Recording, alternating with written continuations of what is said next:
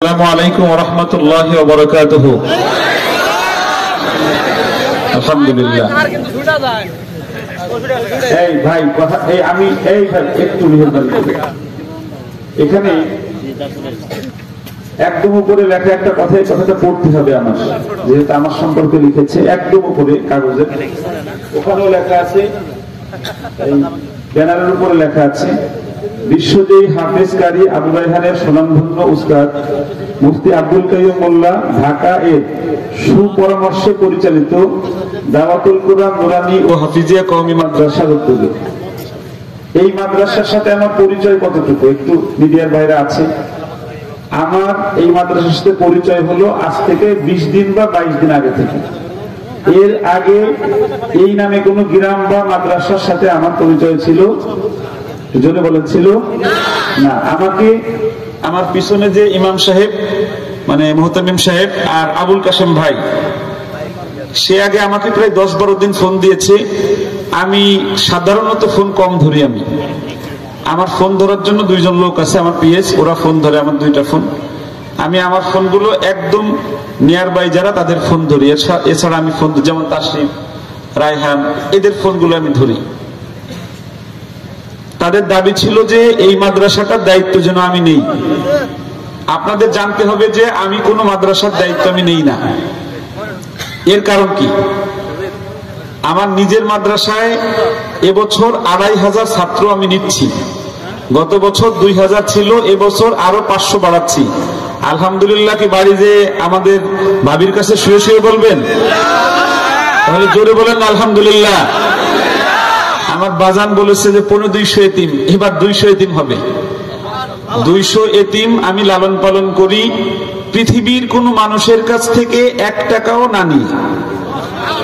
যাকাতের টাকা আমাকে জোর যদি কেউ করে, 10 লক্ষ টাকা যদি কেউ জোর করে, তাও আমি নেই না।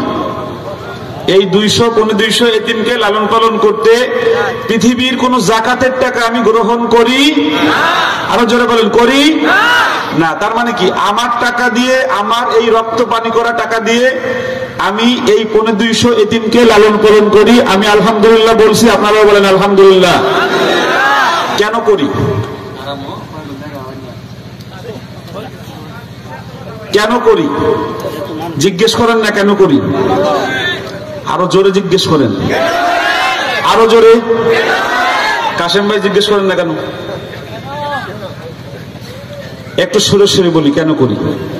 আল্লাহর ভালোবাসা। কি ব্যাপার ভাই?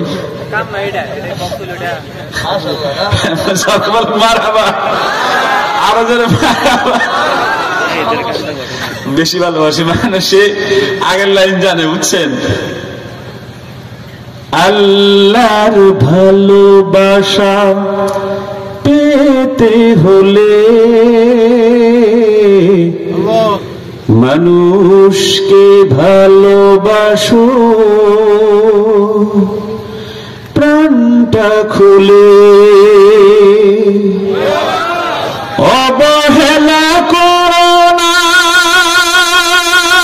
কাউকে, যেন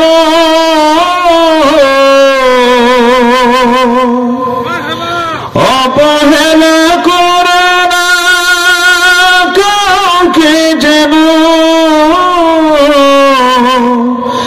ধনী গরিব অসম করো না ভুলে।